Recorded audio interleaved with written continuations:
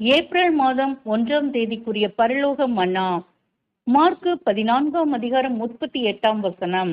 நீங்கள் சோதனைக்குட்படாதபடிக்கு விழித்திருந்து ஜெபம் பண்ணுங்கள். வசனத்திற்குரிய விளக்கம். நமக்கு ஏற்படக்கூடிய சோதனை எவ்விதம் இருக்கும் என்பதை அது நம் பேரில் வரும் வரை தெளிவாக புரிந்து கொள்ள முடியாது. நாம் அதை முன் அறிந்திருப்போமேயானால் அது மிக லகுவாகவே காணப்படக்கூடும். ஆகவே நாம் எப்பொழுதும் தயாராக இருந்து விழிப்புடன் ஜெபத்திலே தரித்திருப்பது விபத்தை விளைவிக்காது. ஏனென்றால் நம் எதிராளியான சாத்தான் யாரை விழுங்கலாமோ என்று வகை தேடி சுற்றித் திரிகிறான். நம்முடைய பலவீனங்களை அறிந்து அதை ஆதாயப்படுத்திக் கொள்வான். நாம் ஒவ்வொருவரும் அவனை